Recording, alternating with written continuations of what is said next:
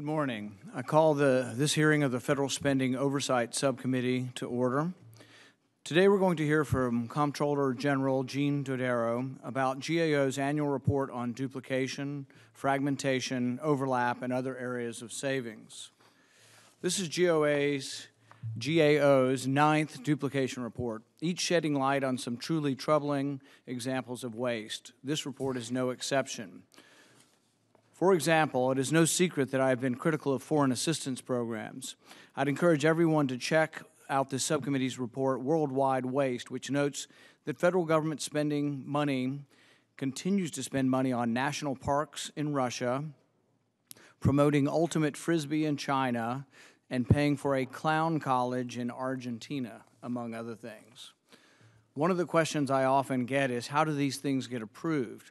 And how do they continue to get approved year after year after year? Part of it's because I think we don't pay attention to the duplication report that we get.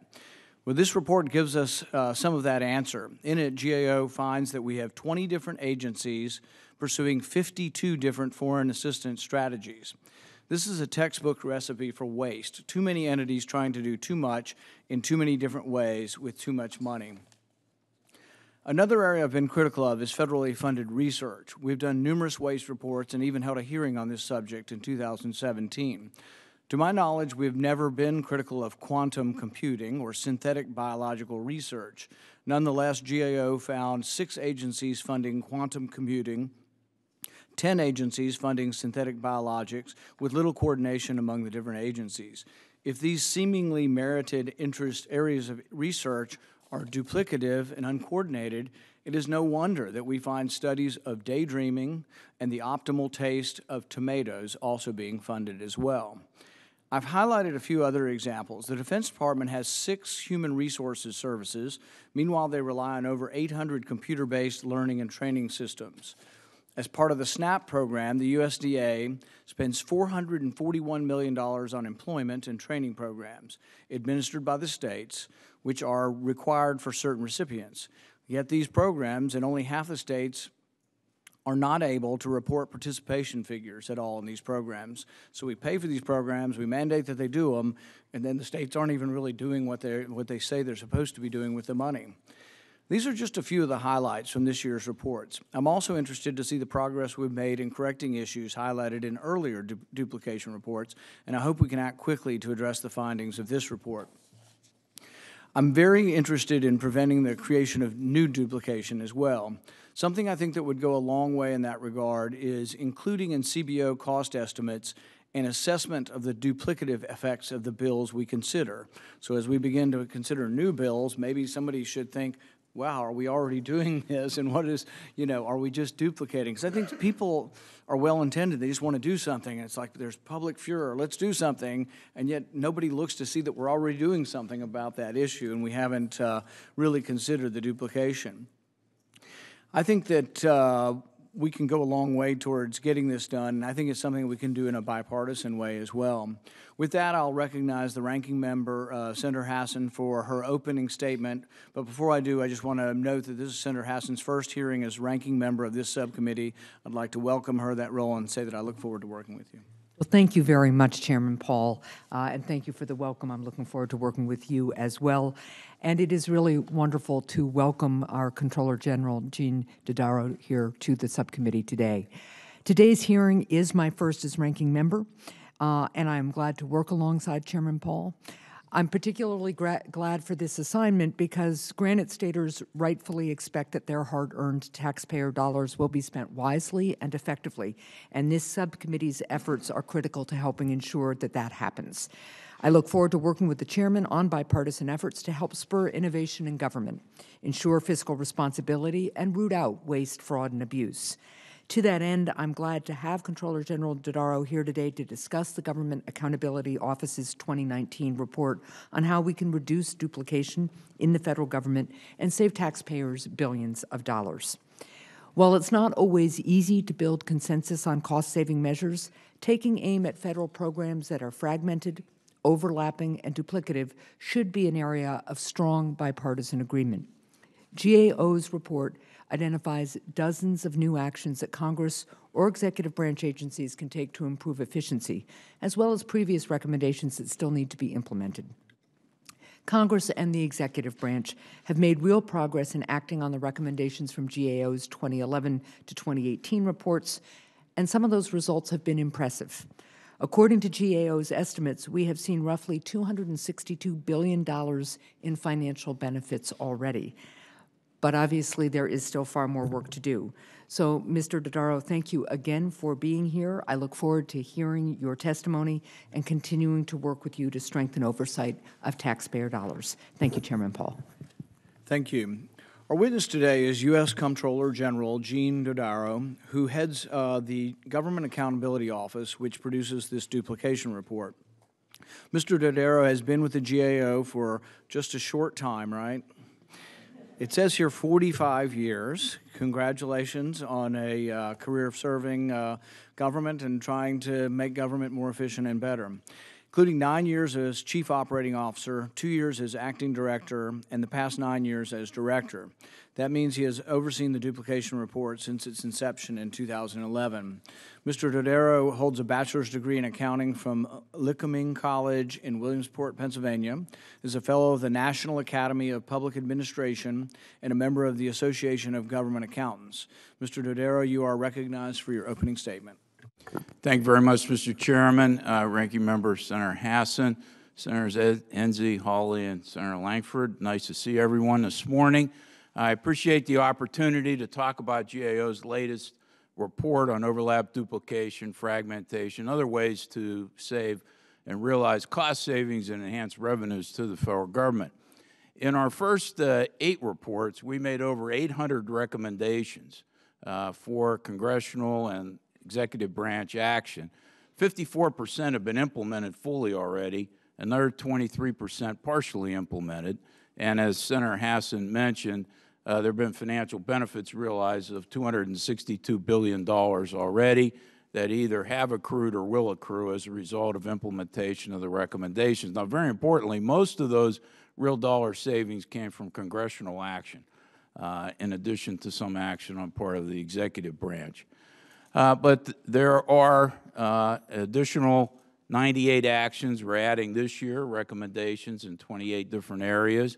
There are still tens of billions of dollars in potential savings that could accrue from congressional and executive branch action. For example, in this past year in the Defense Department alone, there's savings to be realized by looking at the functions and providing human resources over there, as the Chairman mentioned in his opening statements.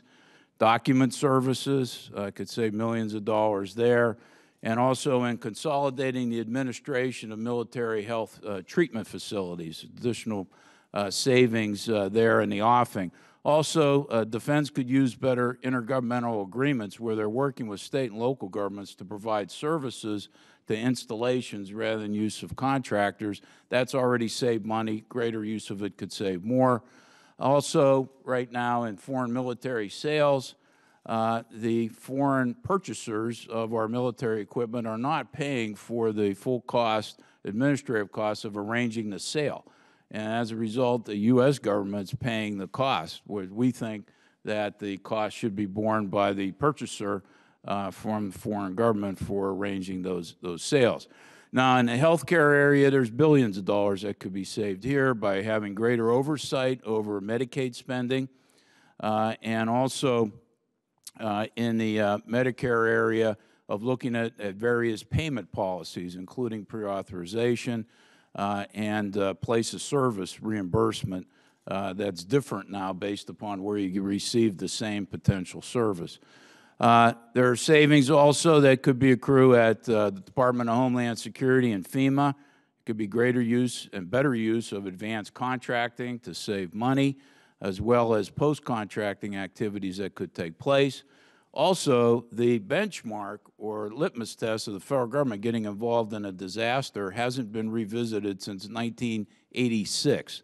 So for 33 years now, we've been using the same indicator. It hasn't even been indexed for inflation. And as a result, we think the federal government may be paying more or getting involved more when the state and local governments have the capacity to deal with, obviously these are not catastrophic disasters, but ones that occur on a more regular basis as well. There are also many opportunities to have more efficient and effective government. The chairman mentioned the alignment of strategies to provide foreign assistance. This could be done better. At DOD, there's not enough coordination in reporting and dealing with adverse medical events, particularly sentinel events that have led to unexpected deaths or very serious physical or mental problems over there as well. There are many other activities, including the one the chairman mentioned on better coordination of research activities in the federal government. Clearly, these research activities are important, but there needs to be better coordination to be more effective. Now, I was also asked to comment on what could be done to make it easier to identify these duplicative services and overlapping areas.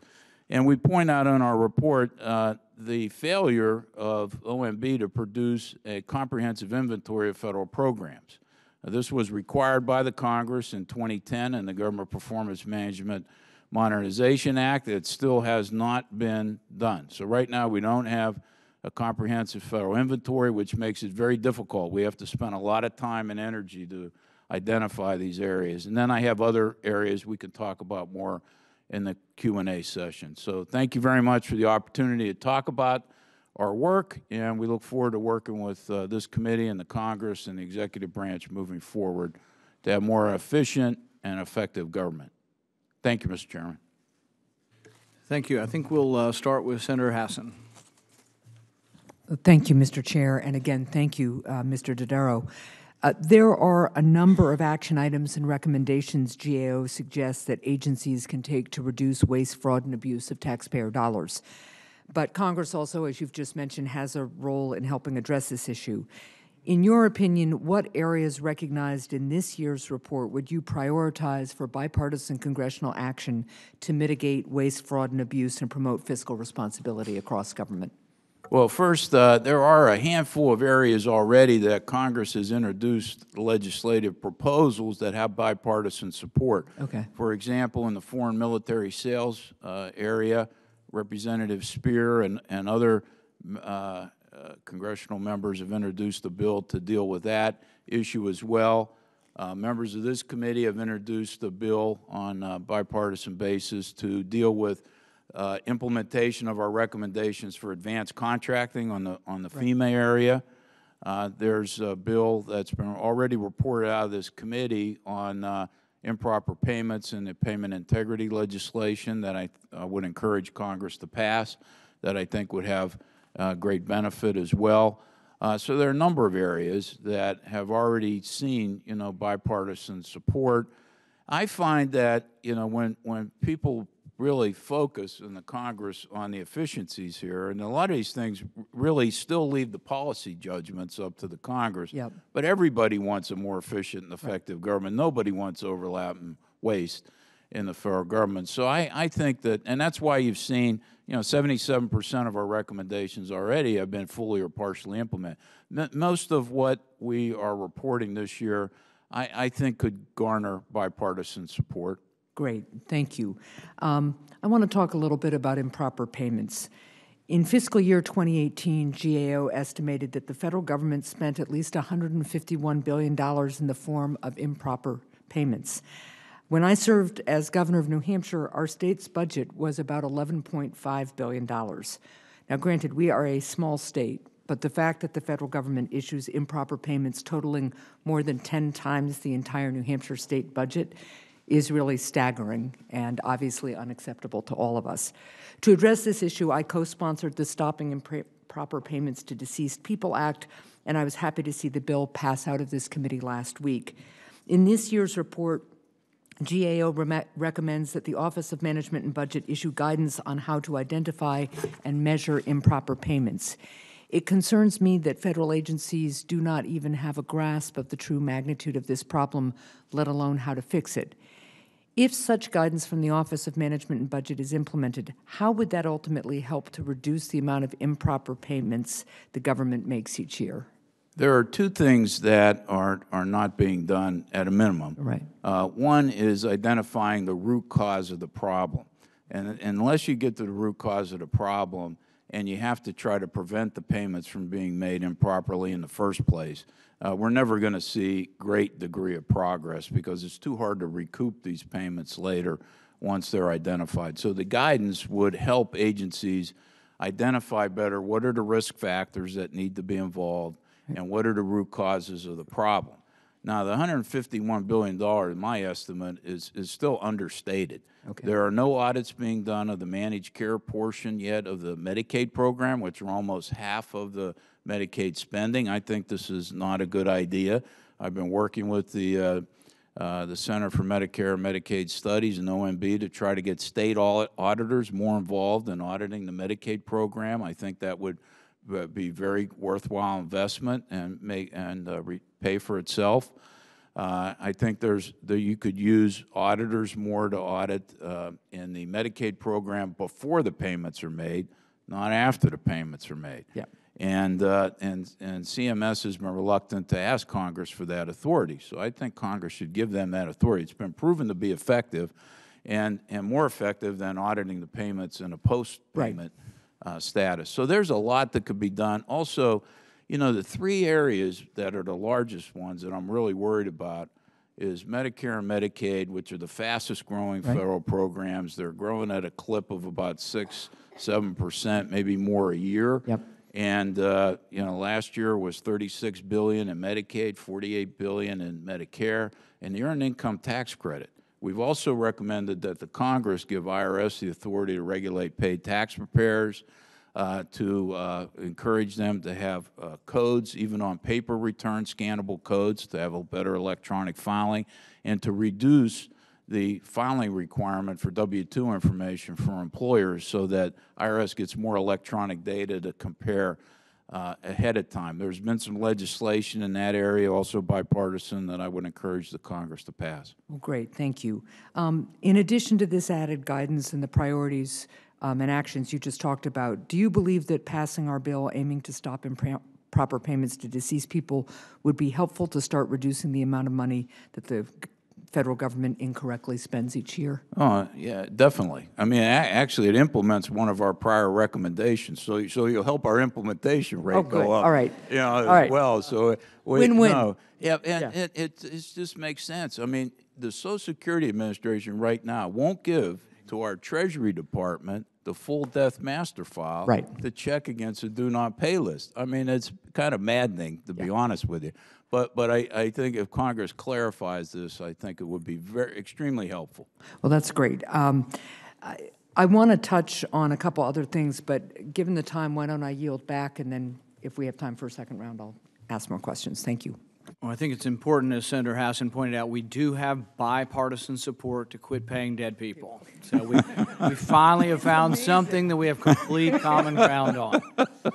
But government's so bad that even when we agree on it, we still, unfortunately, have been doing this for decades. So we have to get better on it. I think we'll go to Senator Enzi next. Thank you, Mr. Chairman, Ranking Member. And thank you, Mr. Dodaro, for the presentations that you do. I'm always impressed with them. I try to be at as many of them as I possibly can. You've testified before the Budget Committee several times and provided us with good information, and you've heard my frustration over how the President gives us a budget, but it's a different format than the Senate's budget, which is a different format than what the appropriators use, which is a different format than what the authorizers use, because they're shredded into several different appropriations budgets. And then there's the Government Performance and Results Act and its modernization, and I'm not sure that that follows the same format either. I'm trying to figure out ways to make that a little more effective. That's probably what I heard when I first ran for office, that how come the government agencies don't say what they're going to do and then show if they did it? Also, you turn out the reports, and we don't always follow them, and the agencies don't always follow them, and consequently, a lot of good advice goes by the wayside. Can you think of any way that we can provide incentive for these people to save, to do these things? I mean, you get a lot of incentive if you give money away, but you don't get a lot of incentive if you take money away. Do you have any suggestions for us in that? Yeah, I think it's very important that the Congress, though, before the incentives, see, part of the problem is even the agencies can't identify these opportunities for savings very efficiently because there is not this comprehensive program inventory. Like, for example, Senator, when we first started this work, we found there were 82 programs on teacher quality spread across 10 different federal agencies. So an OMB, it would really be the only potential place to identify these things across government in addition to GAO, and they don't have the tools to be able to do this because there is this inventory. We have to go in and actually dig it out and identify them ourselves. We found well over 150 STEM programs, 47 different employment training programs spread across the government. So even the executive agencies, even if you gave them incentives, it's difficult for them to identify and act on these areas because they're cross-agency. And most of the big dollar savings require multiple agencies to agree, and getting them to agree is difficult. So you really have to incentivize OMB to be able to lead within the executive branch in reducing these areas of deficiencies, but they don't have the full capacity to do these things, and that's why default comes to the Congress, unless the Congress acts and eliminates these programs. But we're hampered along with everybody else. There are incentives. The Congress has passed these funds, for example, in the information technology area, where they can set up working capital funds. So if they save money in the information technology arena, they can reinvest it and have some of those savings back in the working capital fund. These things, though, require a fundamental shift in the culture of government. The culture of government is to spend money and to make payments as fast as possible, and that culture needs to change, and we need to be more careful in how we go about these activities. The only thing I found successful is rigorous congressional oversight and forcing the agencies to explain why they're not taking action on some of these recommendations. I was very pleased last year to see the Congress pass, for the first time, legislation requiring agencies to identify what they're doing to address open GAO recommendations in the budget submissions to the Congress. So that'll start with the budget submissions next year. I think that's very helpful. Each year I write to each agency in the federal government and identify open GAO recommendations. About 77% of our recommendations get implemented, but not all. And so there's many more things that could be done to save money. But it's hard to incentivize them and then have them responsible when they don't have the tools necessary to be able to do this. The other frustration I've had is Congress has passed the Digital Accountability and Transparency Act in 2014. That was to have standard account information. We found that the budget information was fairly accurate in reporting, but the award data, the grants and contracts, we found it was between 0 and 1% of the information was accurate with all based when we checked it back to the original award records. So when you don't have good inventories, you don't have good proper accounting on information that's accurate, and you don't have good cost information. And then the other area that you mentioned is evaluations. What we find in a lot of these programs, they've never been evaluated to know whether they're successful or not. It's really incumbent on GAO or someone else to say these programs are not effective before they get stopped, and even then they don't get stopped very effectively, as opposed to the agencies having to prove that the program is effective and should be continued. So that's my best advice. I know it's not an easy answer, but that's been my experience. So you're actually saying that the GIPRA Modernization Act is not working? Not the way it should be. appreciate that, and I appreciate all those duplication numbers that you put out. I've been talking about all of the housing duplication that we have spread over 20 agencies who don't coordinate with each other. Nobody sets goals, nobody follows up on them, and consequently the housing programs aren't working. Just to mention one of the ones that you've mentioned before. That's exactly. Every agency has financial literacy money, but it's not working with us. So I'll yield back the balance of my time. Thank you. Senator Langford. Chairman Paul, thank you very much. Gene, it's always great to see you again. Thanks for the work of you and your whole team. There are a lot of folks that are engaged in this research, and we appreciate very much what you're doing and the way you dig in. We ask questions, and you're digging it out to be able to find a way to be able to get a nonpartisan answer, and that helps us. There are several areas I want to be able to identify and be able to walk through. Let me start with a statement that you made. No comprehensive federal inventory, I think, is a statement that you made, and it's a major problem. You and I have talked about this several times. And a bipartisan, nonpartisan bill, in many ways, the taxpayers' right to know, passed unanimously in the House of Representatives now, twice, I believe, and gets stuck here in the Senate for some odd reason every single time. Is an inventory, a comprehensive inventory, needed, and what would that do to help your team be more efficient? It's absolutely needed. It would greatly help us to have that inventory. It would short-circuit our research. We could turn around things much more quickly if we had this inventory. I mean, it takes us literally months to identify the number of these programs across government, and then you have it only for a point in time. Right. You don't have it on an ongoing basis. So every time we have to go in and update it, we have to do it with a very onerous procedure. So the comment is made that the Data Act already accomplishes all this. Why would we need a comprehensive inventory of federal programs? Not so. Okay. Not so. Data Act has not been fully successfully implemented because the information is not accurate yet. Right. We're looking at it again. I mean, it looks good and it's nice, but when you go in and you check the accuracy of it, it doesn't do that. Now, we have standards. I mean, that has been partly successful. I should say that we have standards now, but it's not being executed properly. This has been one of my great frustrations, that the taxpayers' right to know should not be a partisan issue. It should be just, let's get the information out. We can all see it. You can see it better. We can see it better. Right now, we ask your team to be able to go pull out some of these areas, and months later, after all of your research, you're able to pull it back. We should be able to do a quick search on that. And for some reason, there are some in the Senate who have literally told me they don't want that kind of information transparency out there. That if there's that level of transparency, then there's no telling what could happen. I have said, you're right, there's no telling what could happen if we could actually see what is actually happening and to be able to know what's actually out there. That would be helpful information to get. Well, I've supported that legislation, passage of it in the past. I continue to remain convinced that it would be very helpful and successful. I think transparency is absolutely essential, and I actually think it will lead to better trust in government. I would say yes. Because right now, you know, nobody knows where the money's going.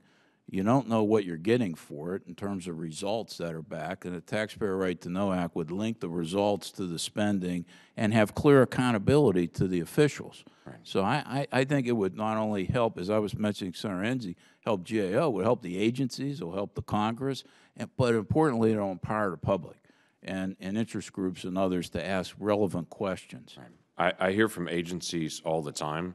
They don't want to start a duplicative effort either, but they don't know about it. They get an encouragement to take on this project, and then they find out 3 years later after they've done all the work, they're also working on something another agency is already working on. So they would like the information as well. Let me bounce a couple other things. You mentioned an issue about identity theft and the refund theft with the IRS. This is something they have worked on intentionally on it, but you identified $1.6 billion that's actually paid out to fraudsters. Are there specific recommendations that you would encourage us to take on? Yes. One that we have in this year's report, there are still about, I think it's maybe 15 million or so, somewhere around there, forms that are completed electronically but still submitted in paper form to the IRS. And they can't scan them very quickly and then use them to be helpful. So we're saying if they would put a barcode on there, on the electronic form, there'd be a requirement. That'd be number one. Number two is to require more W-2 by employers to be filed electronically. You know, based on one of our recommendations in the past, Congress has moved the reporting of employers up earlier for W-2 reporting. That's what we found was a big problem earlier, and the amount of identity theft has come down considerably since Congress passed that legislation. This would go further and make more things electronic. It would be faster to IRS to do this. Also, we think that they ought to take a little bit more time before they make the refund payments to do matching and checking. And it's been proven by their own studies and by our studies that that would save, you know, hundreds of millions of dollars too. Right. Well, one of the challenges that we face is every time we step into some of these issues, of whatever program that it may be, as soon as you talk about the program, you're immediately heartless because you want to talk about the program and efficiencies or inefficiencies in it. So let me talk about one of the heartless areas that your team brought up. You talked about SNAP and finding a way. Clearly, you don't want people in poverty to have access to food, clearly, because you started to be able to talk about this program. What are your recommendations on SNAP? And what is it that you saw that could help get a better delivery to systems? Yeah, just to be clear, we do have a heart at the GAO. Well, you know what? Just to be clear, those of us that want efficiencies also have a heart as well. So yeah, I realize that. In this case, there are work requirements to actually help people get training, and so they could become self-sufficient.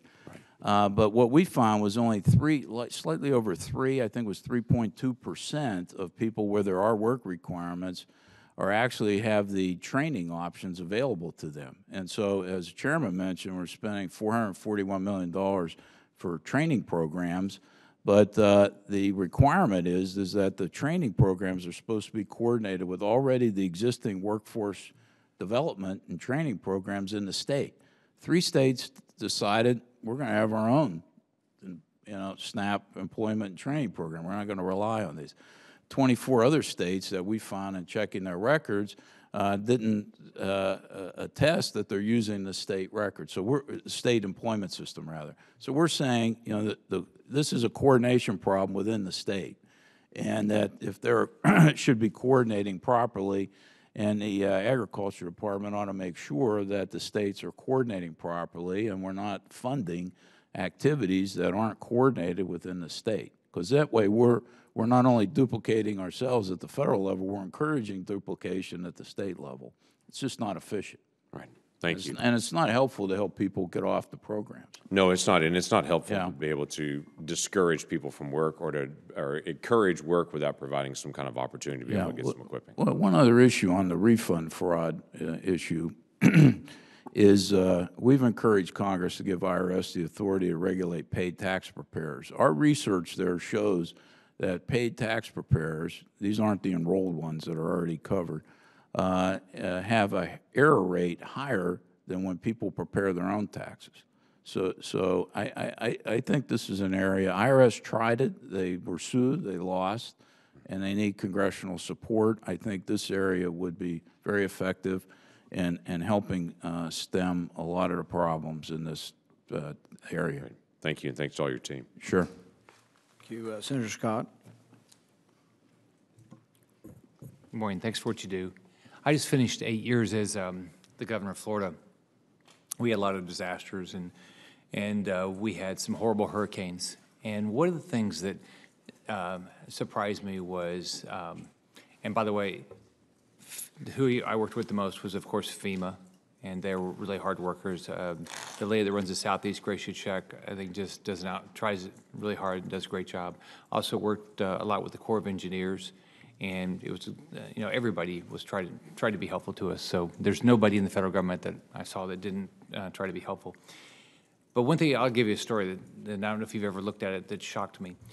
So we get hurricanes, Florida. So one of the obligations that our counties have is pre-hurricane, they go out and contract with a debris pickup group to get a contract for after hurricane. And it's a bid contract, and the price, I didn't do those contracts myself, but what I was told, the price range was $7 to $8.50 a cubic yard, right? So the first big hurricane that I had was Irma, where we had a lot of debris, which is almost 2 years ago, well, a year and a half ago. And right after it happened, I got all these people calling me and telling me I should turn the debris pickup over to the Corps of Engineers.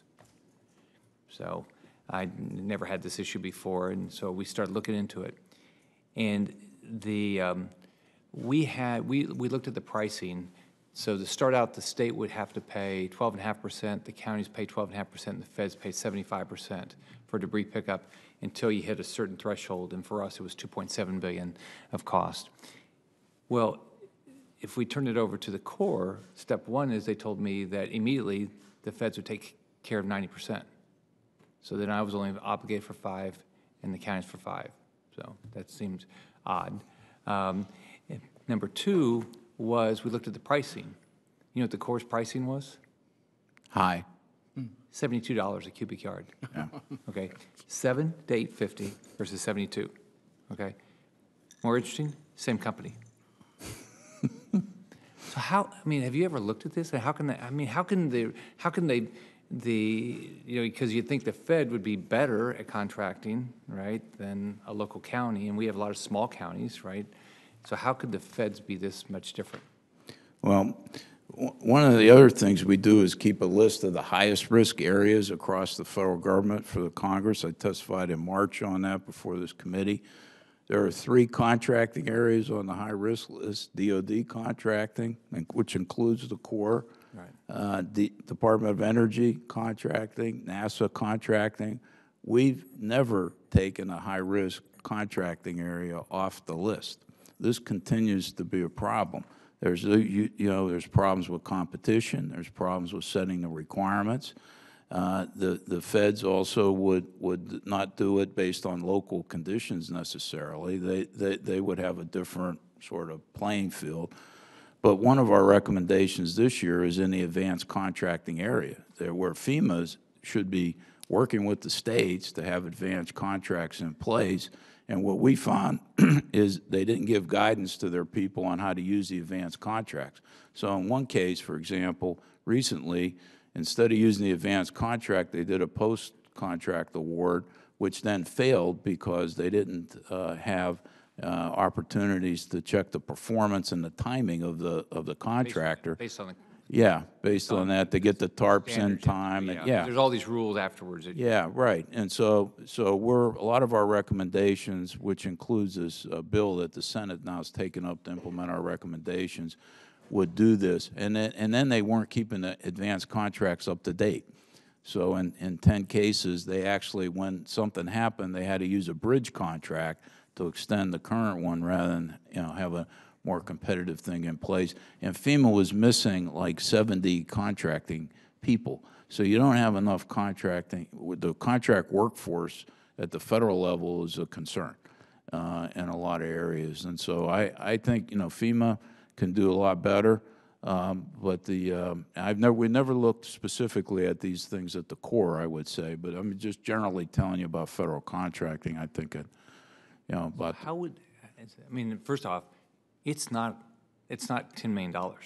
It's $1 billion. I mean, this is. I mean. Yeah. And I don't know if others. I mean, we're probably the worst state for this because of, all the foliage and the hurricanes we get. It's a lot of money. So how do we try to fix that? What would be the process? Well, first of all, I'm not sure the federal government should be involved in all of these activities as well. The way it works, and the federal government decides to get involved, is that there was criteria set in 1986 that there's a per capita income figure. You probably know this. It's set at $1.50. Yeah, because that's how we get to the $2.7 billion. Yeah, per capita. Yeah. So anything that happens, because of this, the federal government's spread too thin. I mean, it shouldn't be involved in a lot of these things. We indexed it for inflation, and based on the index for inflation, there'd be about 25% of these disasters federal government wouldn't have been involved in. If it was indexed for growth in personal income since 1986, 44% of these Right, we wouldn't be it involved didn't in. change the entire 8 years. Right, Yeah. right. And so, we've had an outstanding recommendation for years now that FEMA come up with a better criteria to judge state and local capacity. So, but as a result, and particularly since you're having more frequent and more intense storms, FEMA's stretched too thin, and that involves the Corps, that involves, you know, a lot of the other actors at the federal level that play here. So number one is, I think, sorting out these roles and responsibilities, number one, would be tremendously helpful in focusing on this so we're not spread too thin, and as a result, people hurry, they're not prepared as well as they could be prepared. So that would be my number one recommendation. Number two would be to make sure they have the right people in place to carry out these activities. The federal workforce, I'm very concerned about. There's a lot of skill gaps. There's a lot of inattention to succession planning. You have a lot of impending retirements, and I think you're going to see more things that you wouldn't want to see without attention to the workforce. That's great. So you guys ended up using the Corps, or you didn't use the Corps? No, because, well, stop and just think about the numbers for the state. Let's say. Even at 10%, it was still going to be a bad deal. Yeah, but they had, I mean, they had a lot of prior politicians that knew me, that called me to get me to do it. So I think Mr. Dodaro gets to part of the answer is that maybe the federal government should be involved in every storm. That's one. But two, you got to fix the perverse incentive. You know, if you hadn't looked into this, you had a perverse incentive at first to say, well, gosh, only 10%, because the federal government's free, because the federal government's going to pay 90%. And I would just make the point that this is the same sort of situation we had with Medicaid expansion. The federal government taxes you, and then they say, well, don't you want to help poor people in your state? And you say, well, sure, I want to help poor people. Well, why don't we help all of them? Why don't we help everybody in the state? And it's like, I'm not paying for it. Then eventually, you know, you had to pay for some of the Medicaid, but if you paid zero, it was like, it was free. Right. This is the problem with all false, to my mind, false federalism. If the federal government does the taxes and the states spend it, that's not federalism. Federalism is, you want a health care system and you want 20% of your people to be on Medicaid, Florida should raise the taxes. And we'll figure it Florida out. You'll pick and choose which and you'll state. probably be better at it. But see, this is the debate we had last year, at least among Republicans. Everybody wanted this Graham-Cassidy bill to block grant it back. And they said, well, this is federalism. I said, well, that's not federalism. Federalism is each of the states tax the people for their health care system, and then they spend it. But if we tax the people at the federal level and then the states spend it, I don't think you have the same degree of cost of even though states are better than the federal government, you don't have the same incentive because you're not taxing the people. So in my 8 years as governor, we saw no per capita increase in Medicaid costs. Now, we didn't do the expansion. But do you realize that New York per person, I think, on their basic Medicaid, because they did the expansion, just basic Medicaid gets double what we get? Right, and that's when you look at the charts. Is that true? Well, Is that true? Yeah. So I would just note, and we could all probably talk about this for the rest of the day, we did expand Medicaid in New Hampshire. One of the challenges is when you expand Medicaid, which I advocated for, it was really important for behavioral health and substance use disorder, among other things, and a lot of working families couldn't afford health care, and they could then afford health care. But you have a pent-up demand for health care from people who haven't had insurance for a long time. Right. So you have people who have underlying conditions that haven't been treated forever. But I don't think the argument that we're having or the discussion we're having is on whether or not there are people that are deserving of Medicaid. The argument is whether or not you should tax it at the federal level and let the states expand it while the federal government pays for it, because you don't have the same incentives to try to watch your expenses. And I think you do more and I think this is true of all programs, though, is that if we want to fix this particular program with the Corps, with other programs, you have to get rid of perverse incentives that don't allow you. You have to have the punishment. If you want to expand Medicaid in New Hampshire, you'll watch how much you expand it if you have to raise taxes on people in New Hampshire to pay for it. And there are economies of scale and other things that a single state can't achieve that the federal government can. So there are arguments back and forth here, but I agree that there's work we could do in all of these areas. To get off something, Medicaid's all controversial. So just Yeah. get off that for a second, because I think we all want people to get health care. Yeah, right? It's right. just, how do you do it in a manner that our taxpayers can afford it, right? And whether state taxpayers are paying for it, or the federal taxpayers are paying for it, it's not free. Somebody's paying for it. Right. What I watched in the FEMA stuff, and let me tell you, they worked their butts off. Yep. They were really, I love working with them. They tried. But it was to a certain extent, it felt like let's make a deal. They would make it easier for them and for the states if they said, this is exactly, I agree with what you said as far as you ought to look at what they ought to be involved in, because it was surprising to me as a governor what the feds would be involved in. But if it was real set, I think it would be easier. The I'll give you another story. And look, I'm sure all these programs. You didn't know you were getting into a debate on a number of things, did you? I'm sure that all these programs are important programs, but after a disaster, different agencies give us money, okay, and then we have to go propose a plan for it, okay. Does somebody ever go back and say, did it ever do what it said it was going to do? That's an excellent point, and that's something we tried. And does anyone ever go back and say, was private insurance, would it have covered this disaster relief? And all of a sudden FEMA came in and supplanted private insurance, who ends up making more profit because they didn't actually have to pay out. Right. Let's go back to the hearing. We had a digression. One of the questions we mentioned in our opening was whether or not, when we have a new program, we have to get a CBO estimate on what it's going to cost, whether or not we could ask for a CBO estimate and a duplication estimate. And I guess the question is whether your agency could provide that, because you have all the 9 years worth of reports, and I propose a bill to help mothers with one eye and 10 children to have something, and you say, well, we already have 14 programs. Would there be a way that the GAO could actually score a piece of legislation to say whether it has it's a duplication or not? Yeah, well, that would really have to be CBO rather than GAO. It would come out of CBO. Yeah, because they do all the Right. scoring up front, and they're the official scorekeeper for the Congress on both the budget deficit, but also proposed legislation.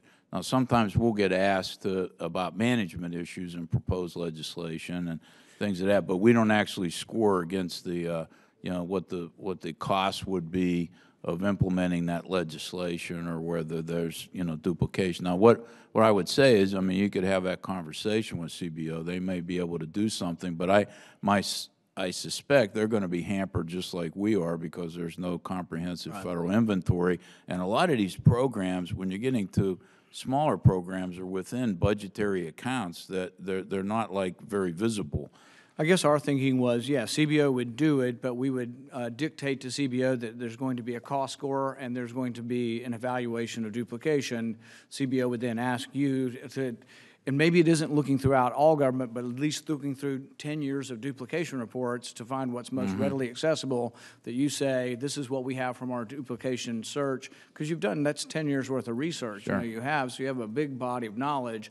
Do you think that would be feasible, though, if we dictated CBO to say you have to give a duplication score, and then you would probably provide the information to them? Yeah. Well, without speaking for CBO, because every year I testify with them before the Senate Appropriations Committee, and so I know their workload is a big issue, and they have to turn things around really fast.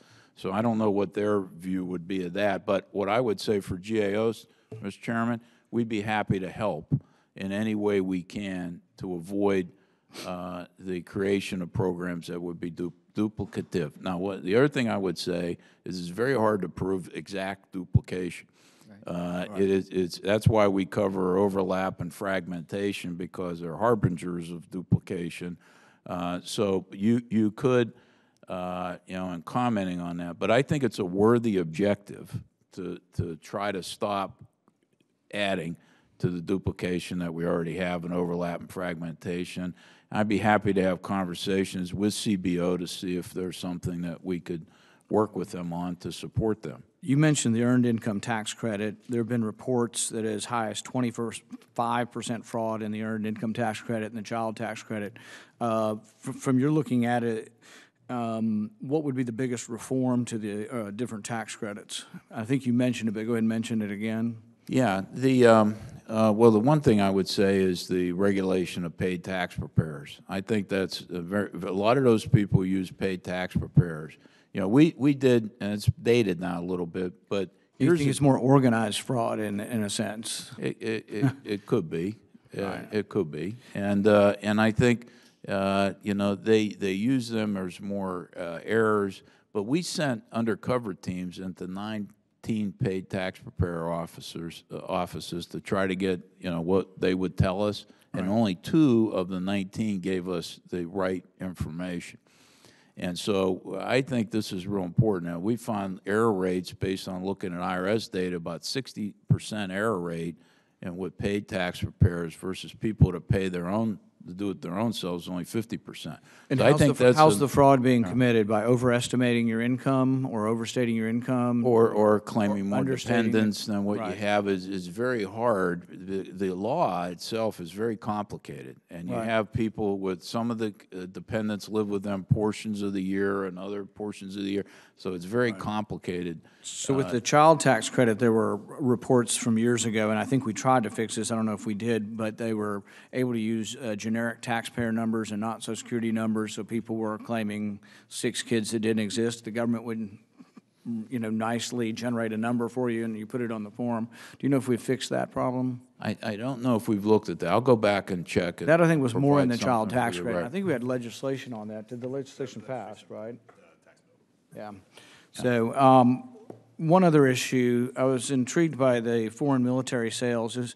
Do you have an idea, does any of your team have an idea of, like, if it's $500 million sale, like how big is the sales cost that you're talking about that we're eating? Yeah. The percentage-wise, best or- estimate we had is, and this is, they don't track the amount of cost, but what happens is the salaries of the military personnel that work on this and the benefits of the civilians that work on this aren't charged at all. So the last estimate we had was like, best guess was about $140 million that we're sort of subsidizing for these sales that could be recovered. And so, I would say our best estimate at this point was tens of millions of dollars a year is being lost because we're not fully charging the purchaser of this equipment. And this was done years ago by legislation because DOD was concerned that there wasn't enough sales activities and people would be discouraged from purchasing the equipment from our allies and others. So when we make a foreign military sale, it's actually coming from the U.S. government. There's a private contractor that makes the equipment, but they're actually not selling it to Saudi Arabia or another country. It actually goes from Pentagon to Saudi Arabia? I believe so. Where's Tom? I have my expert here in foreign military sales. Let me call him to the table. This is Tom Melito. Thank you. So there are direct commercial sales. You have to push your button. There are direct commercial sales, which can go from the contractor directly to the overseas ally. But this is the program where the ally is asking us support in basically training, also preparing the equipment to transport and all that. So they pay us for these services. In this case, as Gene was saying, we're providing some services for free, even though the law says it should be costless to the U.S. government. But these are not on sales that are going directly from the contractor to country. These are on sales that are going from Pentagon to the foreign country. Exactly. But there's a cost involved, and then there's profit being taken out, because still there's a contractor somewhere in the middle on these things? So the country could decide not to pay for these services. That would be a direct commercial sale. So if they decide to have the capacity to do this themselves, they can then just buy the equipment. Obviously, the military has to determine they're allowed to buy it. But many countries decide that they want support in a number of ways. So then we charge them fees to provide that support. All right. I have no more questions. Senator Hassan? Well, thank you. I have one additional question, and I think I want to just, for a quick second, as we think about our work over the next little while and the issue of FEMA and what that threshold should be, I would hope that that we would think about threshold metrics that recognize that small states generally have disasters of smaller dollar value, but they can be huge percentage of a local or state budget. So, and I'm sure there's a way to adjust metrics with that in mind, but that's my New Hampshire hat on here. I wanted to touch on another area in your report concerning federal student loan default rates. GAO reports that as of June 2018, borrowers were in default on $163 billion worth of federal student loans. I was disturbed to read how some colleges and universities avoid accountability for unacceptably high student loan default rates by taking advantage of a loophole in the law. Right now, the law measures an institution's eligibility for federal loan dollars by what's called the cohort default rate. Put simply, if more than 30% of a graduating class defaults on their loans within 3 years of graduation, the institution's eligibility for federal loan dollars is cut off. But instead of working to improve and help students avoid default, Some colleges and universities choose to use their resources just to avoid accountability. So they hire third-party consultants to convince students to postpone their payments, which for many mean that they're just postponing inevitable defaults. For the schools, however, this means they can continue to receive financial aid dollars and mislead students who enroll, giving the students the false impression that the school actually provides quality education and will prepare them meaningfully for a career. So my understanding is that GAO recommends that Congress change how the cohort default rate is calculated. Can you explain a bit more about this recommendation? Sure, I would be happy to. This is, excuse me, this is Melissa Emery-Harris. She's our expert in higher ed. Welcome. Thank you. Thank you. So the current metric measures a 3-year time period and counts whether or not people default within that metric, within that time period. And if they do, and if the thresholds are high enough, a school can lose access to all of its federal student aid money. Right. And as you point out, we found that schools were gaming the system by pushing students to go into a repayment status called forbearance, Right. which gets them out of risk of being in default, which helps the schools, but doesn't necessarily help the borrower or the federal government. Basically, the borrowers are then racking up interest, and it can accumulate to thousands of dollars in interest over that time period. And then we found that borrowers were then defaulting after the measurement period in the 4th year, when the schools were no longer held accountable. So what we recommended was that Congress consider strengthening the metric to hold schools accountable by doing something to account for this issue of borrowers being put into forbearance, perhaps adding another metric to bolster the cohort default rate, perhaps something like a repayment metric, or doing something different. We just thought that schools should be held accountable. Yeah, thank you. As I understand, your recommendation is that if you change the definition of the cohort default to take out the students who were in forbearance, we'd save about $2.7 billion.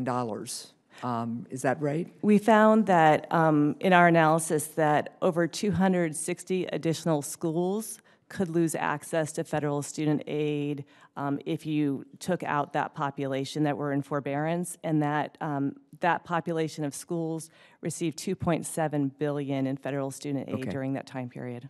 And you just mentioned trying to move us away from solely using default rates to determine if an institution were able to receive federal student aid dollars. Is there anything else you'd like to say about what other kinds of, because $2.7 billion is good, but we're talking about a huge amount of student debt and a huge amount of default, $163 billion. Right. One of the metrics that the Department of Education told us that is less susceptible to manipulation is this repayment rate metric. Okay.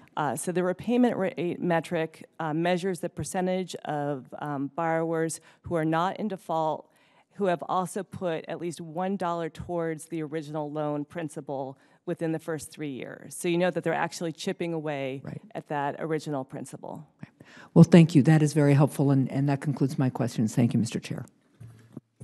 Senator Sinema. Thank you, Mr. Chairman, and thank you, Mr. Dodaro, for being here today.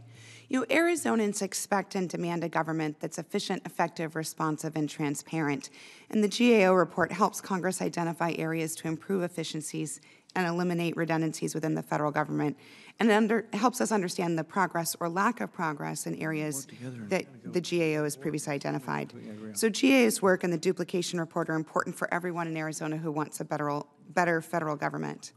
I'm interested in some of the recommendations for the Departments of Defense and Veterans Affairs. Men and women who serve in uniform made a commitment to protect our country, and in return, we promised to provide them with the best care and support. I intend to honor that promise.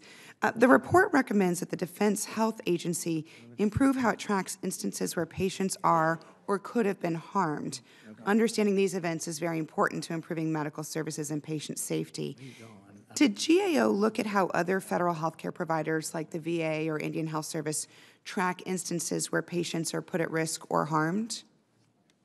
No, we were focused on DOD at that time. Okay.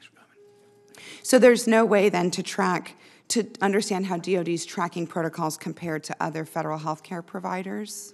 Well, there is a way to do it. I mean, we'd be happy to take a look at doing that in the future, but for this particular engagement, we did not look at that. We were focused on the DOD solely since it's such a large operation as well. But what we found, though, I mean, it's pretty well established practice when you have these sentinel events, which could cause an unexpected death or a very serious or psychological problem, that there be a root cause analysis done of what the problem is, that be coordinated. What we found is that they were doing the root cause analysis, but within each service, and so it was very stovepiped activity. So nobody had to look across the board to see, okay, are we having a systemic problem here? Is there something that we need to change? So it's a fundamental kind of analytical approach that's well established and used. And what we found was about 9% of the root cause analysis weren't even being in a system. They didn't have a system. They would send us through emails and other things, and so it really wasn't organized properly. Thank you. So what processes are in place to share information about these events and lessons that are learned across the healthcare provider agencies? Yeah, right now, each service keeps their own information, and then they try to share it. Eventually, they're in a transition now where the Defense Health Agency is supposed to take over administration of a lot of the central management of the DOD medical treatment facilities. And but right now, they don't have a system that takes all the information from the services and then analyzes it. That's what we recommended that they do. My next question is about VA medical facility construction. Managing budgets for VA medical facility construction continues to be a real area of concern for Congress, and your report recognizes the need for improvement. Based on your analysis, does VA have the ability to identify construction needs prior to entering into a construction contract for medical facilities? Yeah, that's a real interesting question, and I think with the implementation next month of the Mission Act, which would allow for greater access to community care issues, it'll be real interesting to see what the implications would be for VA facilities in the future. In other words, how many veterans are going to continue to use VA facilities as opposed to use community care facilities? There's a commission that was created in order to identify long-term needs of the veterans, and from a facility standpoint, that is just being organized right now and will be underway. We're going to look at how that's implemented over time, but I'm glad that the Congress required that, and that'll help provide a focus to make sure these things are needed properly. We found in a lot of cases in the past that the guidance was coming from the central office, and the people at the local level felt it wasn't really helpful to them, and so they were inventing their own guidance, and so as a result, you really don't have an ability to prioritize across the entire VA system, which you would need to do because you have limited budget resources. So those are our recommendations. Thank you. Has GAO's research identified whether other federal health care provider agencies have more effective ways to identify their needs prior to entering into these construction contracts? Let me check. Yeah, no, we haven't. And we'd be happy to take a look at that, though. Mm-hmm. I appreciate that. The GAO recommended that the Department of Health and Human Services coordinate with other federal agencies, including the VA, to improve the effectiveness of oversight for fragmented federal funding for physician graduate medical education. As you might know, Arizona suffers from physician shortages in nearly all of our counties, which leaves too many Arizonans without access to primary care doctors, mental health specialists, and it causes these unconscionable delays for our veterans. How will comprehensive reporting across programs help us better understand how many primary care physicians we need in Arizona versus how many pediatric specialists we need? Are there other areas within GME funding that you would recommend that coordination efforts be focused?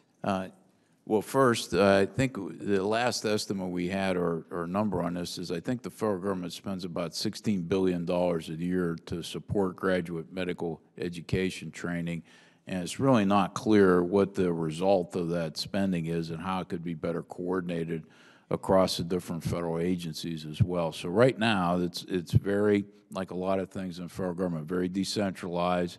People are doing their own thing, and there's really not a lot of lessons learned out of it yet. And that's what we're suggesting, is that the agencies, evaluate how well it's working and how well is it's meeting the needs that they anticipate in the future. So right now, it's not very systematic, and we're concerned that we're continuing to provide billions of dollars and not knowing if it's really accomplishing what we need it to accomplish.